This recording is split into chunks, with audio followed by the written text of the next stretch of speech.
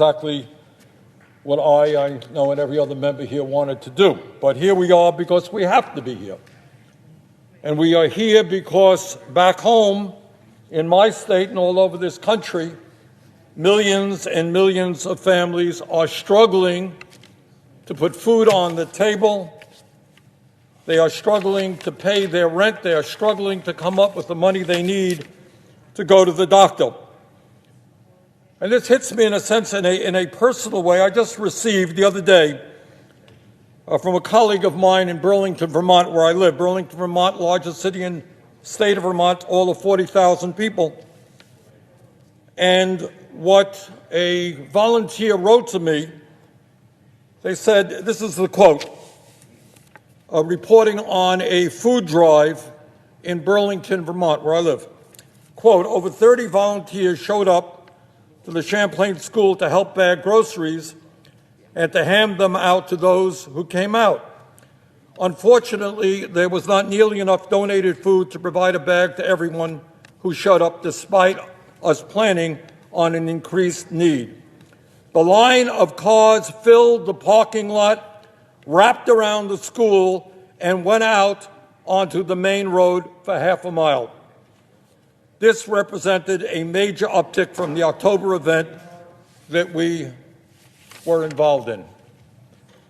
This is Burlington, Vermont. Hundreds of cars lining up for emergency food, and the volunteers did not have enough food to distribute. They had to say to families who were trying to feed their kids, sorry, we do not have enough food. So what we are doing today is very simple. And that is Senator Thune and Senator McConnell and others have raised objection to the House-passed bill. And in the United States Senate, when we have differences of opinion, what we should be doing is debating that bill. So all that Senator Schumer is asking, all that I am asking is a simple request. Bring the bill to the floor. Not even asking you to vote for it. Bring the bill to the floor. And on top of everything else, we need 60 votes to pass. 60 votes. Can we get 60 votes? I don't know. I think virtually all of the 48 Democrats will vote for it. It means, Senator Thune, that we need 12 Republicans. I gather we got one right here who indicated he would vote for it. 5 or 6 others have been public about saying they will vote for it. Will we get the rest? I don't know. You don't know. But what is the problem with giving members of the United States Senate the opportunity to vote on the legislation?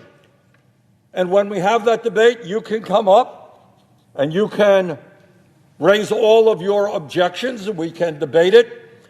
Now, I hear Senator Thune and Senator McConnell before him talk about this bill being socialism for the rich, which I got to tell you I find, Mr. President, somewhat hysterical, because that's an issue I have been talking about for many, many years.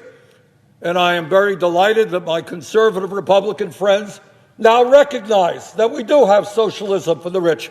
To paraphrase Dr. Martin Luther King Jr., who said that we live in a society where we have socialism for the rich and rugged individualism for the poor. King was right. But despite what my Republican colleagues are saying, truth is that according to the Tax Policy Center, the top 5% of Americans, the wealthiest people in our country, would receive less than 1% of the benefits of these direct payments. Less than 1%. Doesn't sound to me like too much socialism for the rich. But while we are on the subject of socialism for the rich, which my Republican friends have suddenly become very concerned about, let me talk about the Trump tax proposal that was pushed very hard by Senator McConnell and the Republican leadership, and where I think every Republican voted for it. You want to talk about socialism for the rich? It is not the bill that puts $2,000 into working class hands all over this country. That ain't socialism for the rich. This is socialism for the rich in that bill. Amazon. Oh, by the way, I must say this if I may. We were quoting the liberal Washington Post owned by Jeff Bezos, the wealthiest guy in the world. So here is Jeff Bezos' company, Amazon, and they received a tax rebate. They paid nothing in 2018 in federal taxes. That's a corrupt tax system to begin with. But then on top of that, they received $129 million as a tax rebate. That, Senator Thune, is what socialism for the rich. In fact, this particular company is owned by the richest guy in the world. You gave him a $129 million rebate. But it's not just Amazon. Delta Airlines also paid nothing in federal taxes in 2018, and yet they received a $187 million rebate from that particular bill. Chevron, helping to destroy our planet with their carbon emissions, $181 million in a rebate. That, my friends, is what socialism for the rich is about. Socialism for the rich is not, in the midst of this terrible pandemic, putting a $2,000 check into the hands of working families. Mr. President, truth of the matter is that as a result of this pandemic, we are living through the worst and most difficult economic period since the Great Depression. Tens of millions of families are facing eviction. All over this country, in the wealthiest nation on earth, moms are struggling to feed their kids, keep the electricity on, and be able to go to the doctor. Now, I hear from our Republican friends that the economy is doing better, but I would like to just read to them a few of the stories that I have received in my office. We ask people, simple question, how are you doing out there? What's going on in your lives? And we receive many, many thousands of responses from people in every state in this country.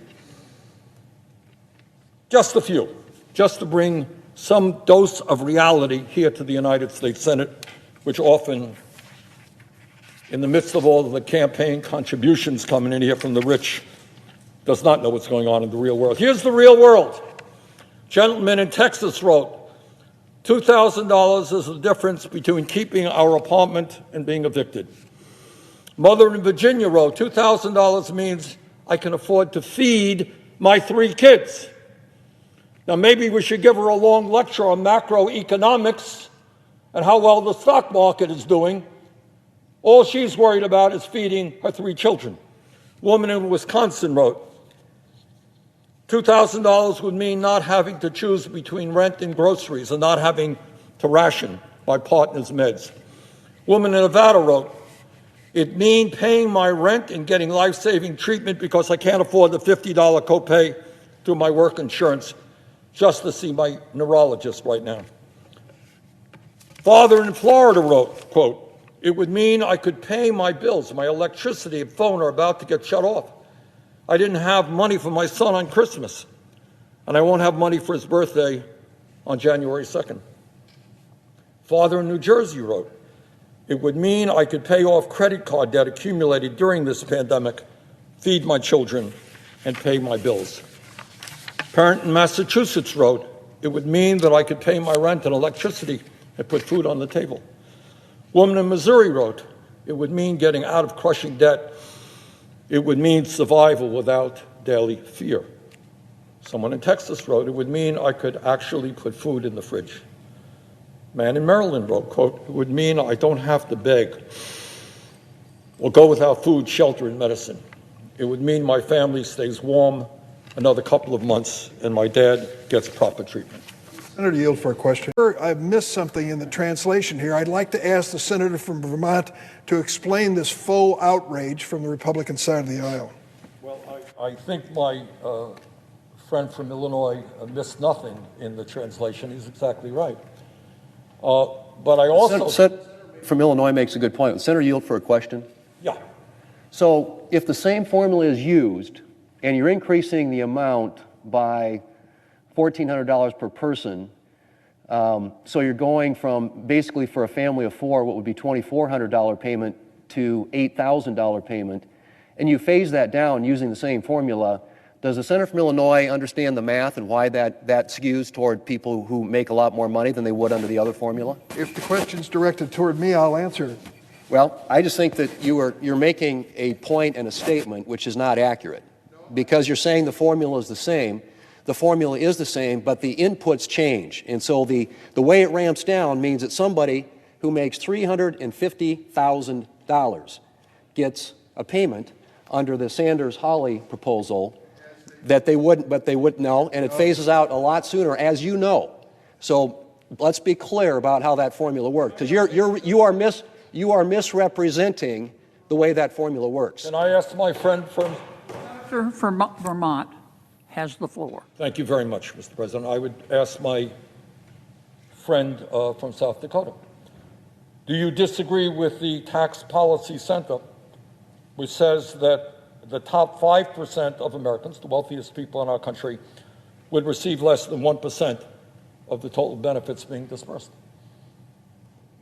I have not seen the Tax Policy Center, but I know math, and I know as a basic principle that when you stick bigger numbers in there, and you're using the same formula to phase something out, you're going to make it available to people who make a lot more money. That is a mathematical fact. And what you are saying when you talk about the same formula, it skews entirely different in the income scale. You know that. And all I'm saying is don't misrepresent the facts. What I am saying is that according to a very reputable tax center organization, people who do this for a living, less than 1% of the benefits of the entire program go to the wealthiest people in this country. So when you're talking about trying to say, oh my God, all of this money is going to the rich, that ain't really true. But I would also ask my friend, where did you suddenly become a religious adherent about concern of socialism for the rich when you gave 83% of the benefits to the rich and large corporations in the tax bill that you supported? Where was your concern about socialism for the rich when Amazon, owned by the richest guy in the world, got a $129 million tax rebate? I didn't hear much about socialism for the rich during that debate. Yeah. Well, very simply, what you are suggesting, so what you're saying here is the owner of the Washington Post, who said this is really bad policy and shouldn't be done in this way at the end of this year, is that what you're saying, that because he is a wealthy person that somehow that's why he's making that statement? I think the Washington Post editorial board in most cases would be very sympathetic to the senator from Vermont's argument, because they take a liberal point of view on almost every issue. My point very simply is that we have limited amount of resources. This is borrowed money, as the senator from Vermont knows. And when we spent months, literally months, and you asked, why can't you guys just come down here? Why can't you just come down here and debate this? We tried for months to get the Democrats down here to debate a bill. We've put a bill on the floor in September. We put a bill on the floor in October, a coronavirus relief bill. And you guys blocked it. You didn't even want to talk about it. You didn't want to have an opportunity to amend it. We've been working at this for months, and we finally arrived after months at a proposal that helps people who need it the most, including nutrition assistance, including rental assistance, and including checks to people, $2,400 per family, and including unemployment. All that I'm saying, this is a great debate, John. We should have this debate. And in 2 minutes, John, I'm going to give you the opportunity to say you support what we're doing, and then we will have this debate. That's your opportunity. But I want to get back. The senator from South Dakota did not answer the question that there was not apparently huge concern about socialism for the rich in the bill that they supported, or worried about the debt that would incur. So I see, if I may say so, a bit of hypocrisy here. Senator Thune and the Republican leadership wants to debate this issue. So do I. I think it's a great debate, great debate. Now, as everybody knows, Senator McConnell proposed an idea. I don't agree with it, but it's an idea that's worthy of debate and discussion. And he said, let's combine three elements together. Let's incorporate the bill passed in the House by 2/3 of the House, including 44 Republicans. Let's add to that the repeal of Section 230 of the Telecommunications Act, and let's also add to that, at President Trump's request, an issue about voter integrity, et cetera, et cetera. Okay? That is what Senator McConnell proposed. And in one moment, I am going to bring, see, I know Republicans think I don't do much for them, that I'm not concerned about them, but Senator Thune, I'm going to bring your bill to the floor, show you what a nice guy I am. New year, I'm going to bring Mr. McConnell, Senator McConnell's bill right to the floor and give you an opportunity to vote for it. All that I am asking, while I bring Senator McConnell's Republican bill to the floor, we are going to bring the bill that passed the House with 44 Republicans to the floor as well. We'll have two votes. One vote on Senator McConnell's bill, needs 60 votes to pass. One bill on the House. One vote on the House bill, 60 votes to pass. That's it. So it's hard for me to imagine how Senator Thune will object to us bringing forward the Republican bill. Here it goes. This is the legalese that I need to say, and I'm going to bring it forth, and I'm sure that Senator Thune will support me in my effort. I ask unanimous consent that if cloture is invoked on the veto message on H.R. 6395, National Defense Authorization Act, that notwithstanding Rule 22, at 3 p.m. today, short period of time, 3 p.m. today, Friday, January 1st, the Senate proceed to the consideration of calendar number 645, H.R. 9051, to provide a $2,000 direct payment to the working class, that the bill be considered read a third time and the Senate vote on passage of the bill, and that, if passed, the motion to reconsider be considered, made, and laid upon the table.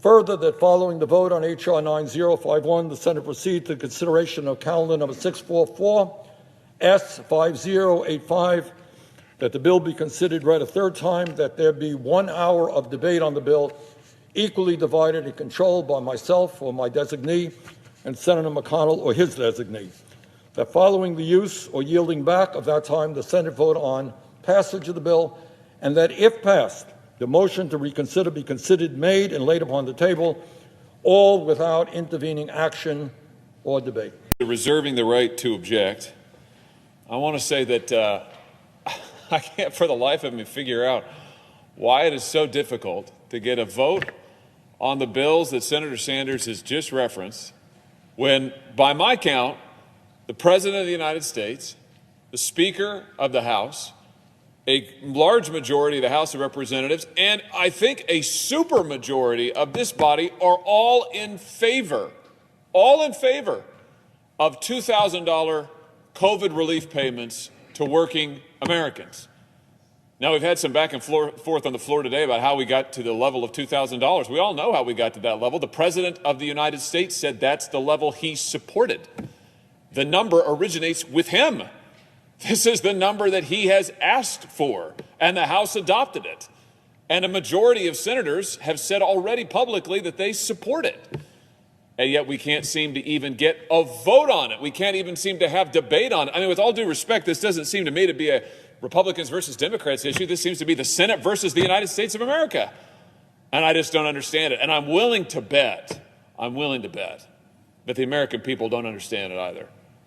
I mean, here we are in the throes of the worst pandemic in a century, that working people have borne the brunt of. And all that we're asking is that those working people be first in line for relief, and that they be given meaningful relief that is only approximately commensurate with the hardships that they and their families have borne. Now, I hear a lot of talk about how we can't afford it. I do notice, however, that we seem to be able to afford all kinds of other stuff. We can afford to send lots of money to other governments. We can afford to send all kinds of tax breaks and bailouts to big corporations. We can afford to spend enormous sums of money on pork, hundreds of billions of dollars in that last bill on pork, hundreds of billions. But we can't seem to find the money for relief for working people that the President and the House and the Senate all support, and yet we can't seem to get onto the floor. Let me just share 3 stories that I've heard just this week alone, from my home state, from Missouri. Danielle from St. Louis County, she called my office. She said her utilities are about to be shut off. She's desperate for help. She said a $2,000 payment would go a long way to help keep the lights on and her house warm. I heard from a mother in southeast Missouri, that's the boot heel of my state. She wrote that her son had lost pay because of his company cutting back hours because of COVID, and that he had himself contracted the virus, and so he'd had to be home, and he was missing work, missing shifts. His family can't make it paycheck to paycheck. His husband, her daughter-in-law, is donating plasma in order to help earn some extra grocery money. Donating plasma in order to get some money to pay for groceries to feed their family. Richard from St. Louis wrote to me that any extra help that he could get would go directly to paying his rent and his utilities. He had a job that he lost in the retail business, retail sector, and he's desperately struggling. I'll just say, Mr. President, these are not people who are ne'er-do-wells. These are working people. These are strong people. These are proud people. And all that they ask for, as I have said many times on this floor before, is a chance to get back up on their feet and to be able to provide for their families. And I can't for the life of me understand why we cannot get so much as a vote on these bills. And so for that reason, Mr. President, I do not object. In fact, I enthusiastically support the measures that Senator Sanders is trying to bring to the floor, and I'd vote for them both if we were given the opportunity. Is there objection?